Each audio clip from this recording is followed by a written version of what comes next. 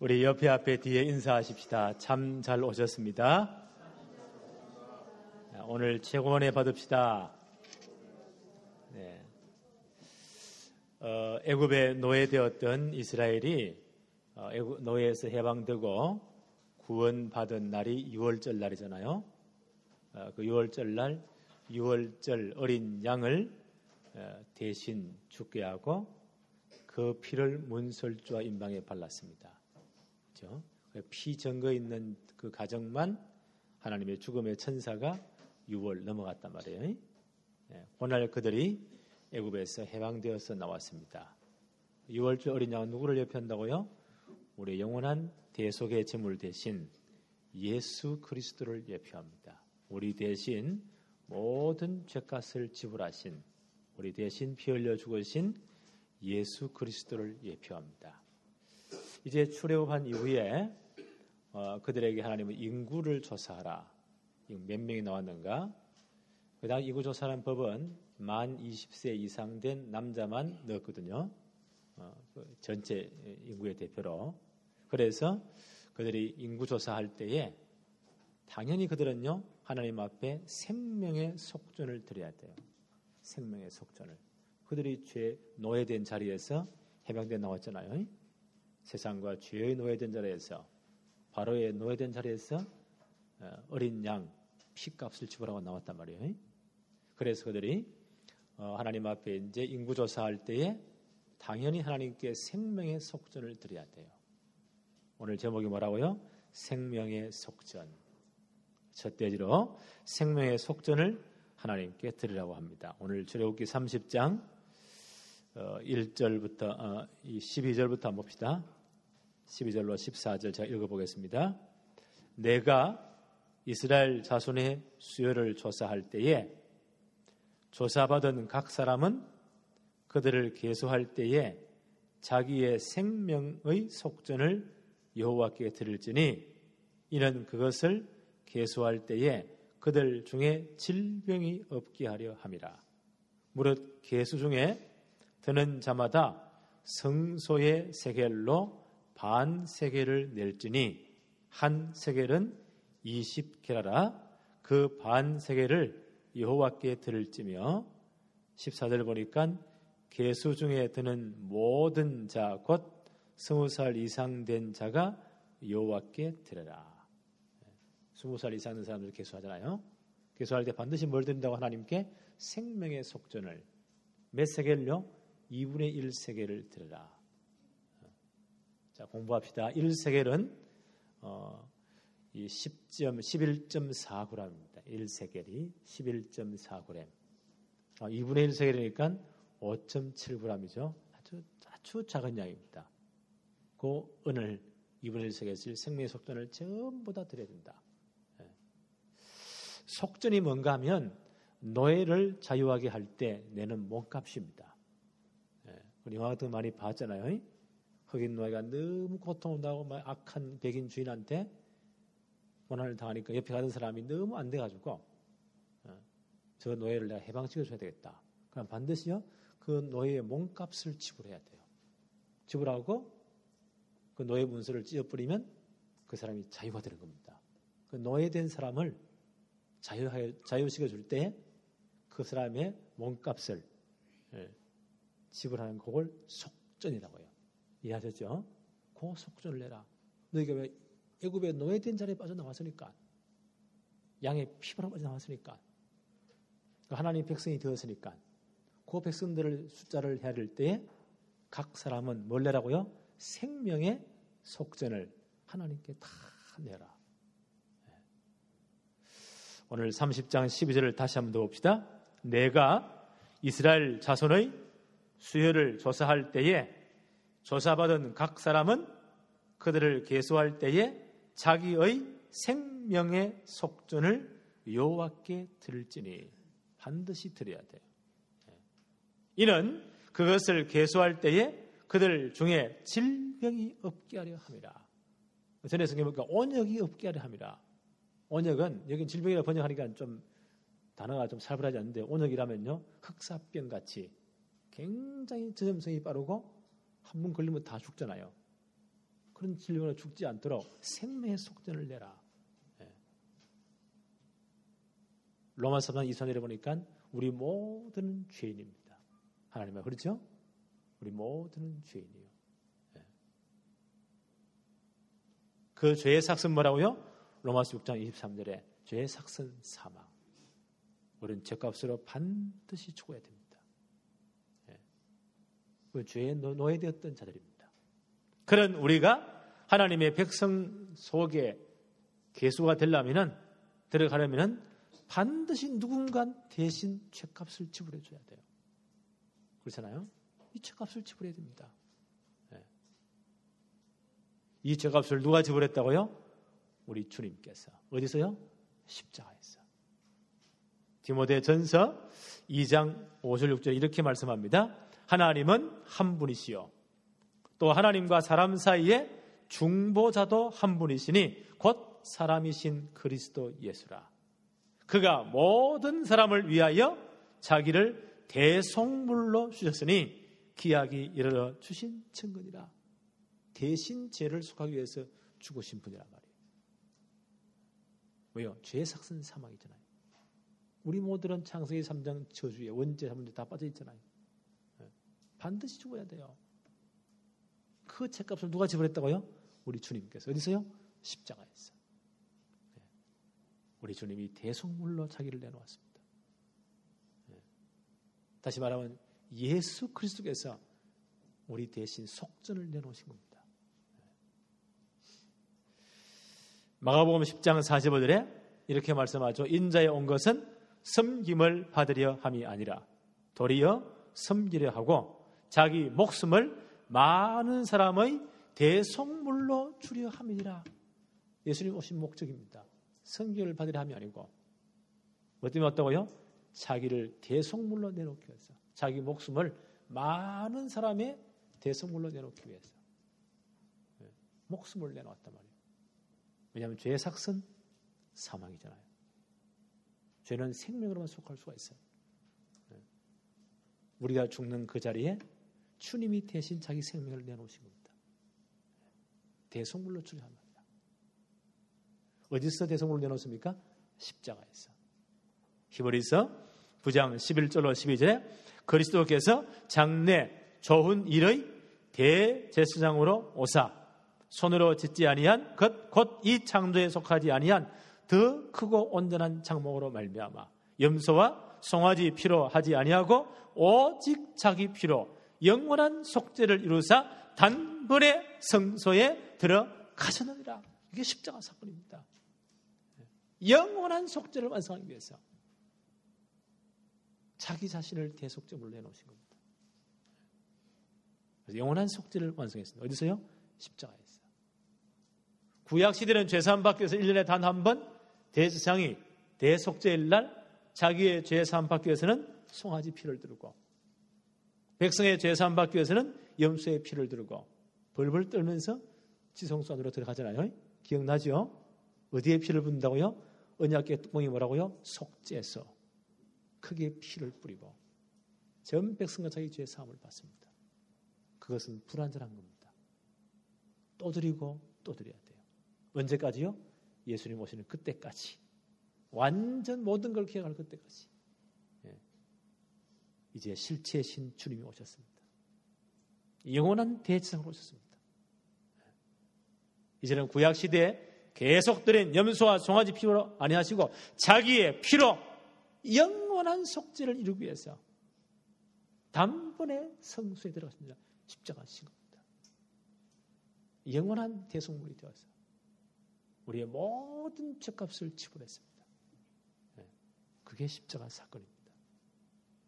그래서 에베소 1장 7절에 보니까 우리는 그리스도 안에서 그 은혜의 풍성함을 따라 그의 피로 말미암아 속량 곧 죄 사함을 받았느니라.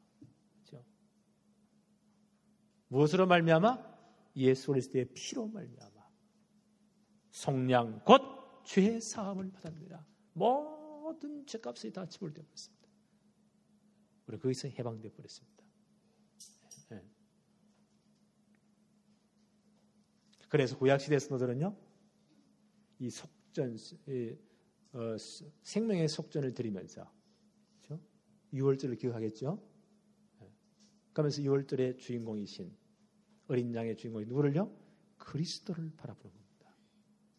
이 속전을 드리면서 영원한 속전 되시는 그리스도를 바라본 것입니다. 이해하시겠죠? 그래서 인구조사할 때 반드시 생명의 속전을 드리라. 그럼 누구를 바라보라고요? 영원한 생명의 속전 되신 그리스도를 바라보도록. 30장 15절 한번 볼까요? 이런 말씀이 나옵니다. 너희는 생명을 대속하기 위하여 여호와께 들을 때에 잘 보세요. 부자라고 반세겔에서 더 내지 말고 가난한 자라고 덜 내지 말아라. 이 반세겔은 몇 g이라고요? 5.7g. 아주 작은 거죠. 이 모든 보물들, 은금, 부화들 어디서 가져 나왔다고요? 출애굽할 때 다 가져 나왔잖아요. 그 중에 작은 양을 내라. 부자라고 더 내지 말고 가난하다고 덜 내지 말아라. 무슨 말입니까? 하나님 앞에 생명의 가치는 똑같습니다. 하나님 앞에 영혼의 가치는 똑같습니다. 하나님은 부자라고 하면 그 생명의 가치를 더 귀하게 보시고 가난하다고 덜 이렇게 낮게 보는 게 절대 아니에요. 하나님은 한 사람의 생명을 그렇게 귀하게 보십니다. 똑같이 보십니다.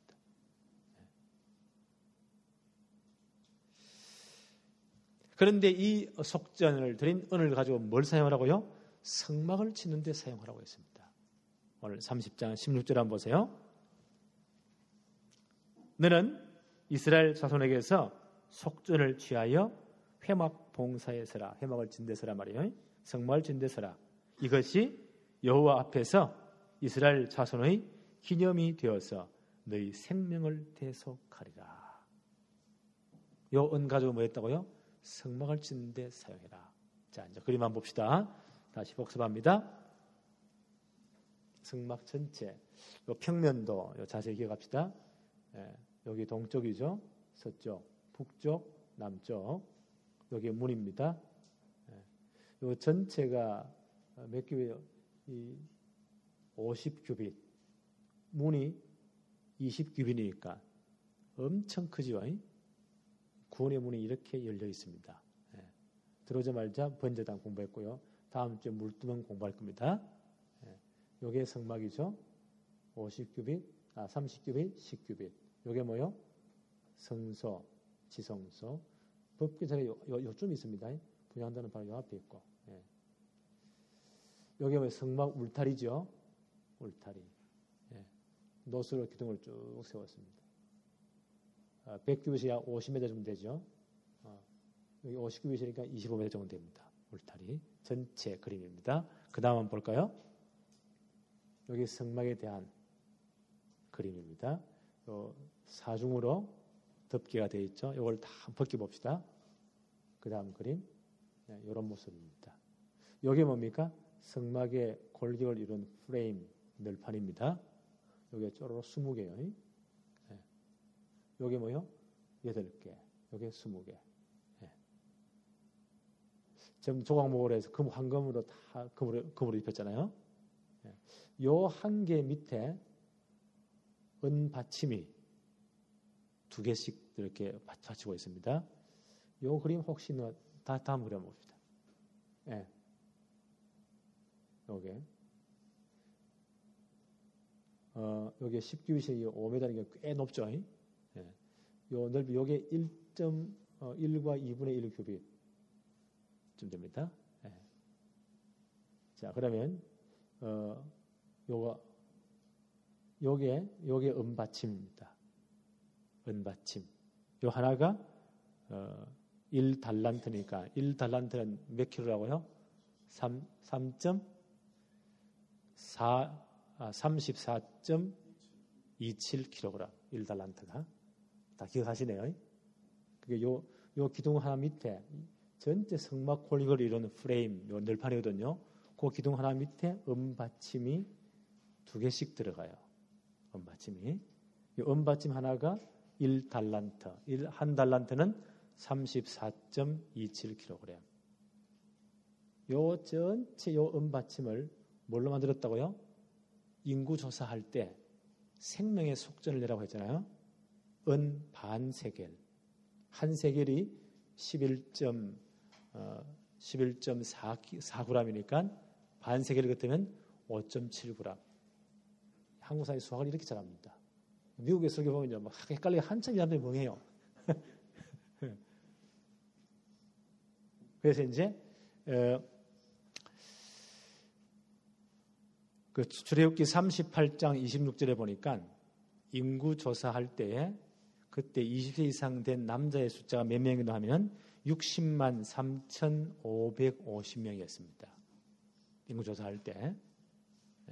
출애굽기 38장 26절에 남자 20세 이상 된 남자의 숫자를 헤아려 보니까 60만 3,550명. 출애굽할 때 60만 대골이 나왔다고 하잖아요. 여기서 나온 말입니다. 그러면 60만 3,550명 꼬박이 5.7g 하면은 금방 계산이 나오죠. 그 전체 계산 보니까 이분들 구약 시대에서는 그들의 그 개수로 그 질량 무게 환산법을 해보니까 100달란트하고 1775세겔이 나왔어요. 전체 은을 다 모아보니까 지금 우리 있는 킬로그램으로 이렇게 환산해 보니까 3,427kg 플러스 1775세겔이니까 20.235kg 이렇게 나왔어요. 꽤 많은 은이죠. 이걸 가지고 뭘 사용했느냐? 출애굽기 38장 20절에 보니까 100개의 받침을 만드는데 100달란트를 썼습니다. 요 프레임 하나에 골고 이루는 널판 밑에다가 2개씩 은받침을 했잖아요. 은받침 하나가 1달란트입니다. 아까 전에 그림 한번 보세요. 요 전에 그림. 요게 몇 개라고요? 요게 요 기둥이 20개. 프레임이 20개. 요게 8개. 요게 20개. 또한 몇 개입니까? 48개. 그 하나씩 밑에 1달란트 되는 은받침이 2개씩이니까 몇 개요? 96개. 그럼 4개는 어디 갔습니까? 여기 하나, 둘, 셋, 넷. 휘장을 전체 걸기 위해서 세운 요 문장 기둥. 요게 4개거든요. 요 밑에도 똑같은 요게 2개씩 들어가요. 그 다음 몇 개요? 네? 그러면 전체 다 하면 하나, 둘, 셋, 4개니까 전체 다 하면 100개입니다. 계산이 가십니까? 네. 제가 잘못했는데 문장 기둥 요 하나는 하나씩입니다. 네. 제가 헷갈렸네. 문장 기둥 하나에는 하나씩 96개하고 하나씩이니까 100개. 요 전체 받침을 뭐요? 100달란트를 사용해라. 그래서 골격을 딱 이룹니다. 이제 머리에 이해되셨죠? 예.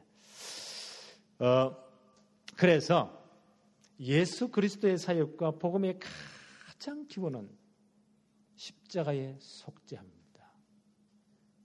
전체 성막은 누구를 예표한다고요? 그리스도를 예표해요. 그래서 가장 중요한 기본, 요 기초가 되잖아요. 받침. 이 그리스도의 사역의 가장 중요한 기본, 가장 중요한 기초는 그리스도의 십자가의 속죄함입니다. 주님의 사역의 가장 중요한 기초는 십자가예요. 그래서 우리가 그리스도를 말할 때 십자가를 절대로 뺄 수 없습니다. 십자가의 구속사건을 강조해야 돼요. 그게 가장 기본입니다. 복음의 가장 기초입니다. 우리 주님이 왜 오셨죠? 자기를 많은 사람들의 죄를 축하기 위한 대성물로 내어주기 위해서. 어디서 내어줍니까? 십자가의 대성물로 내어줍니다. 그래서 바울이 고린도전서 2장 1절로 2절에 보니까 형제들아 내가 너희에게 나아가 하나님의 증거를 전할 때에 말과 지혜의 아름다운 것으로 하지 아니하였나니 내가 너희 중에서 예수 그리스도와 그가 십자가에 못 박히신 것 외에는 아무것도 알지 아니하기로 작정하였습니다. 성막은 그리스도를 예표하잖아요. 성막의 전 고리에 이런 가장 중요한 받침, 밑받침 뭐요? 속전을 들인 은으로 만들었잖아요. 그래서 복음과 그리스도에게 가장 기본은 그리스도 십자가 사건입니다. 그게 죄사함하는 그 사건입니다. 그래서 그리스도의 몸된 교회는 예수 그리스도의 속죄의 피 위에 세워져야 돼요. 교회는 어디에 세워진다고요? 그리스도의 속죄의 피의 복음 위에 세워져야 됩니다. 그래서 교회는 당연히 그리스도의 십자가를 강조해야 돼요. 피의 복음이 강조돼야 됩니다. 출애굽기 38장 28절에 보니까 이제 나머지 은 1775세겔 20.235kg인데 이거는 어디에 썼다고요? 성막 울타리의 놋기둥, 거기에 그 놋기둥을 쭉 울타리 세웠잖아요. 아까 봤죠? 거기에 흰 세마포로 쭉 울타리를 둘렀단 말이에요. 그 세마포를 걸 수 있는 갈고리를 만드는데 은으로 만들었어요. 그 놋기둥의 머리도 은을 입혔습니다. 그거 한번 그려봅시다. 그 다음 그려봅시다. 여기는 아까 지금 있던 그림. 여기 울타리잖아요. 잘 안 보이는데 쭉 보이시죠? 여기 놋기둥이거든요. 여기 흰 세마포로 울타리를 쭉 쳤잖아요. 그 흰 세마포를 걸 때, 요거 걸 때 여기서 은으로 가지고 고리를 만들었습니다. 갈고리를. 요 머리도 하얗죠? 요 부분도 은으로 입혔습니다. 여기에 나머지 은을 다 사용했어요. 그래서 그 다음 전체 그림 한번 봅시다. 제일 마지막 그림. 여기 더 선명하네요. 요 놋기둥을 쭉 세워놓고 흰 세마포를 가지고 울타리를 쭉 둘러쳤잖아요. 요 울타리를 거는 요 고리가 전부 은으로 다 속전이 은으로 만들었어요. 요 머리 부분도 은으로 다 입혔습니다. 그렇죠? 그래서 이 놋기둥으로 둘러싼 흰 세마포 울타리는 마치 계시록 7장 13절로 15절에 보니까 저 천상의 교회의 모습입니다. 흰 세마포 옷을 입은 그리스도의 피로 속죄함 받고 정말 깨끗한 옷을 입은 거룩한 옷을 입은 성도들이 하나님 주위에 보좌 주위에 빽 둘러서 있습니다. 그 마치 이제 이 모습은 울타리 모습은요 그 천상 교회의 모습을 연상시킵니다. 계시록 7장 13절부터 제가 읽어보겠습니다. 장로 중에 하나가 응답하여 나에게 이르되 이 흰옷 입은 자들이 누구며 또 어디서 왔느냐? 내가 말하기를 당신이 아시나이다 하니 그가 나에게 이르되 이는 큰 환난에서 나오는 자들인데 어린 양의 피에 그 옷을 씻어 희게 하였느니라.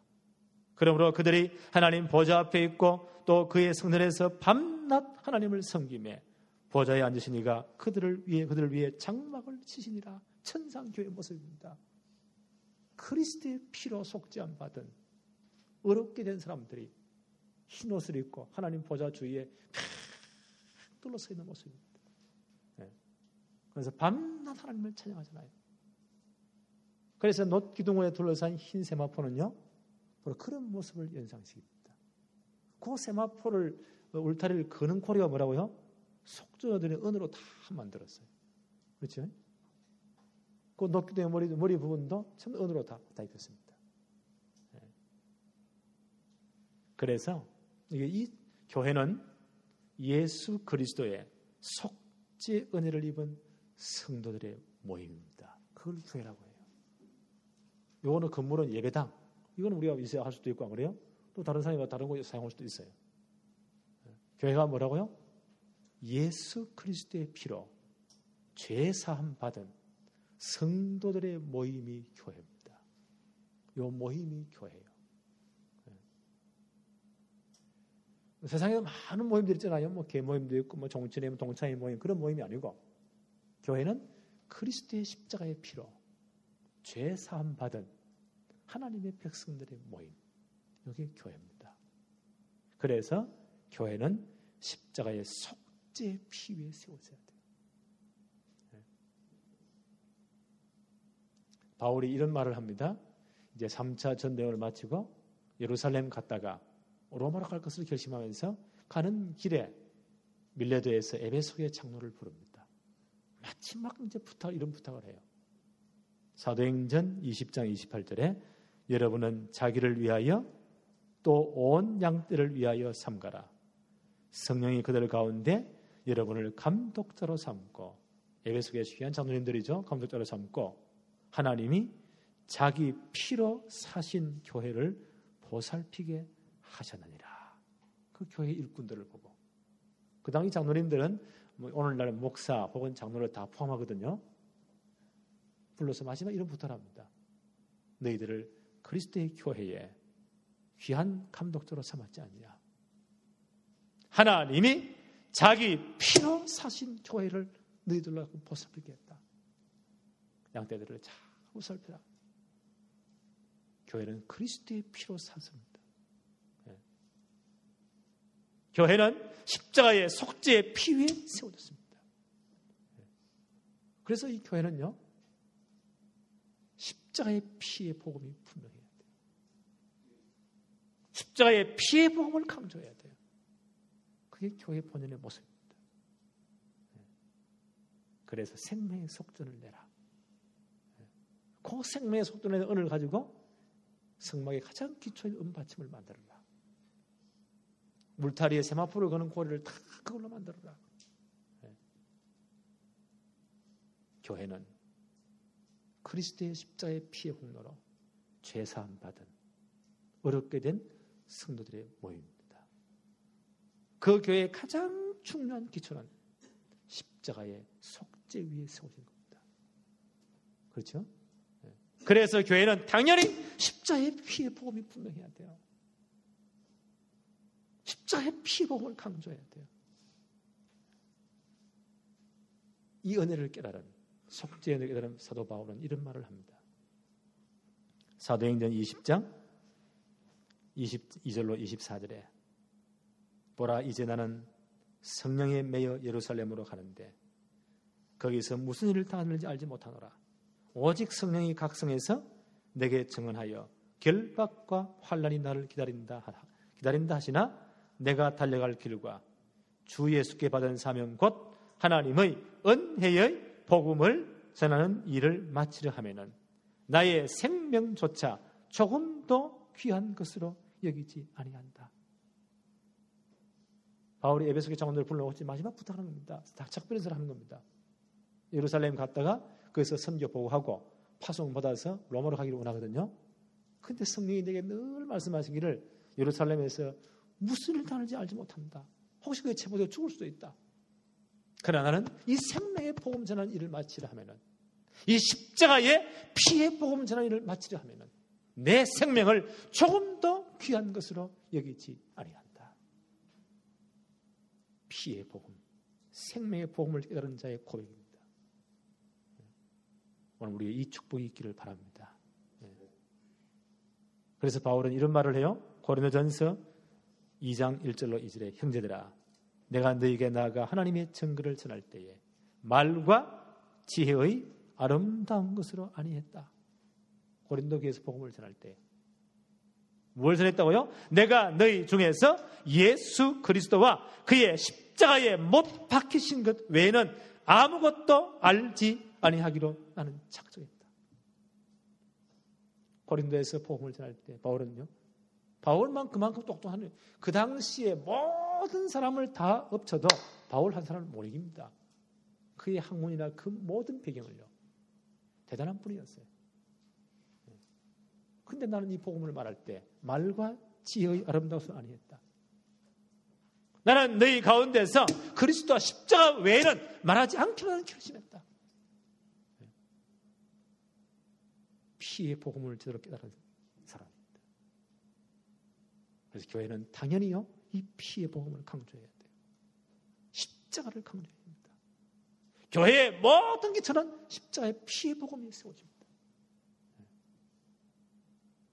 교회가 뭐라고요? 이 십자가의 피의 복음으로 죄사함 받은 성도들의 모임이 교회입니다. 우리는 당연히 십자가의 피의 복음을 강조해야 돼요. 고린도전서 9장 16절에 이 은혜를 깨달은 바울이 이런 말을 합니다. 내가 복음을 전할지라도 자랑할 것이 없으면 내가 부득불할 일임이라. 만일 복음을 전하지 아니하면 내게 화가 있을 것이로다. 이 십자가의 피의 복음을 깨닫고 나니까, 이 은혜를 입고 나니까 바울이 견딜 수 없는 마음이 생기는 겁니다. 내가 이 피의 복음을 전하지 않으면, 하나님 우리를 얼마나 사랑했으면요, 그 아들을 대신 보냈잖아요. 우리가 죽어야 그 자리에 그 아들을 대신 내놨잖아요. 속전으로. 그렇죠. 대속의 제물을 내놨잖아요. 그래서 우리를 구원했잖아요. 이 십자가의 피의 복음 받고 우리가 하나님 백성 되었잖아요. 하나님의 자녀가 되었잖아요. 교회 한 구성 멤버가 되었잖아요. 바울이 내가 이 은혜를 깨닫고 나니까 내가 만들 이 복음을 전하지 않으면 화를 당하는 것이 마땅하지 않느냐. 정말 십자가의 피의 복음을 이해한, 제대로 깨달은 성도의 고백입니다. 오늘 우리의 고백이 되어지기를 바랍니다. 로마에 있는 교인들의 편지 쓸 때 바울이 이런 말을 합니다. 로마서 1장 14절로 16절에 헬라인이나 야만인이나 지혜 있는 자나 어리석은 자에게 다 내가 빚진 자라. 바울이 무슨 돈을 빌린 게 아닙니다. 나는 이 생명의 복음, 피의 복음에 빚진 자다. 예. 그러므로 나는 할 수 있는 대로 로마에 있는 너희에게도 복음 전하기를 원하노라. 왜냐하면 내가 복음을 부끄러워하지 아니하노니 이 복음은 모든 믿는 자에게 구원을 주시는 하나님의 능력이 됨이라. 먼저는 유대인들에게요, 그리고 헬라인에게로다. 바울이 이 피의 복음을 이해하고 나니까, 내가 이 정말 주님께 빚진 자구나. 구약시대 성도들이요, 생명의 속전을 드리는 그 마음으로 나는 이 복음을 전해야 되겠구나. 그래서 나는 할 수 있는 로마에 있는 너에게도 복음 전하기를 원한다. 내가 다 복음 빚진 자이기 때문에. 왜냐하면 이 복음은 모든 믿는 자에게 구원을 주시는 하나님의 능력이 된다. 복음 받으면 어떤 사람도 변화됩니다. 왜요? 복음 입고로 뭐라고요? 하나님의 능력. 앞뒤 저는 수식어 다 빼보세요. 복음 입고로 뭐라고요? 하나님의 능력. 어떤 사람도 변화됩니다. 하나님 우리를 통해 이 복음이 증거되기를 원하십니다. 그래서 이제 우리 교회 문화로 다 우리 내리려고 합니다. 저는 계속 말할 겁니다. 우리 주위에 누가 있다고요? 영생을 하나님 주시기로 작정해 놓은 사람이 있습니다. 우리가 뭘 꼬셔오는 게 아닙니다. 막 설득시가 때려오는 게 아니요. 우리 주위에 누가 있다고요? 영생을 주시기로 하나님이 만세전에 작정해 놓은 사람이 있습니다. 사도행전 13장 48절. 그 사람이 누군지 우리를 잘 모르잖아요. 이마에 작정된 자 써놓으면 참 좋겠는데 그렇게 안 써놨잖아요. 그래서 우리가 기도하면서 한번 조금만 생각해 보세요. 기도할 때 하나님 우리 마음과 생각을 지키시잖아요. 그래서 내 주위에 10분 이내에 있는 사람들, 늘 보는 분들이죠. 그분들하고 조금만 기도해 보세요. 내 마음에 부딪히는 분이 있습니다. 이 사람은 구원받아야 되는데, 이 사람은 복음받아야 되는데, 내 마음에 감동이 온단 말이에요. 그럼 이름 한번 적어보세요. 30분 이내에 일주일에 3번 보는 사람이죠. 1시간에 일주일 한 달에 3번 보는 사람. 그 사람에도 충분합니다. 다 한번 적어보세요. 그러놓고 나서 뭐 하느냐? 하루에 한 번씩 기도로 하는 전도 신방, 기도로 하는 전도 캠프 한번 해보세요. 하면 이름 부르면 기도 한번 해보세요. 다 묵상 한번 해보세요. 분명한 전공입니다. 한 1년 해보십시다. 하나님이 가장 정확한 시간표에 그 사람을 딱 만나게 하십니다. 만나게 할 때는요, 하나님 그 마음을 딱 녹여놓습니다. 복음 받을 딱 시간표가 되게 해서 만나게 하십니다. 우리는 정확한 그리스도 피의 복음 사람들인 거예요. 그렇게 해서 올 한 해 한 30명 정도 영접운동하자. 목표를 세워놓게 되니까 무조건 하자가 아니고 아무래요. 어떤 목표치를 세워야 될 거 아닙니까? 한 300명 정도 이름 적어놓고 계속 기도하면서 시간이 없다. 출석만 부르세요. 그것도 기도예요. 하루에 몇 번씩이라도. 그래서 한 30명 정도 영접운동. 그 중에 한 3명 정도 제자가 있을 거예요. 그 사람을 찾는 겁니다.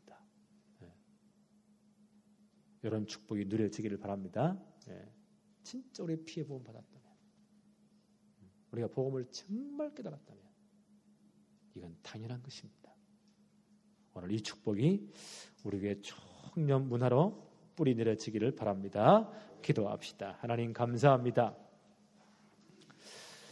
오늘 성막을 지을 때에 가장 중요한 기초가 되는 은받침을 만드는 것을 생명의 속전을 드리는 것으로 그것을 모아서 가장 중요한 기초를 쌓게 하심을 감사합니다. 바로 우리 주님이 생명의 속전이 되셔서 십자가에서 우리를 대신에 피 흘려 죽으시고 모든 죄값을 지불하심을 감사합니다. 우리가 이 은혜를 받고 하나님의 백성된 것 감사합니다. 하나님의 자녀된 것 감사합니다. 이 피의 복음을 깨닫게 하옵시고 은혜를 누리게 하심을 감사합니다. 이제 우리가 영생을 주시기로 작정된 자들이 우리 주위에 있사오니 기도하면서 그분들의 이름을 한 명 한 명 적어놓고 하루에 한 번 이상 기도로 하는 전도 캠프가 이루어지게 주옵시고 기도로 하는 전도 신방이 이루어지게 하여 주옵소서. 올 한 해 이제 한 30명 정확한 복음 전해서 영접하는 역사 일어나게 하옵시고 그중에 정말 주님을 생명같이 사랑하는 제자들을 3명 이상 찾을 수 있도록 하나님이 복을 내려 주옵소서. 오늘 이 축복이 정말 우리 생에 계속 진행되게 하여 주옵시고 우리 교회의 전도의 문화가 될 수 있도록 하나님이 역사하여 주옵소서. 예수님의 이름으로 기도합니다. 아멘.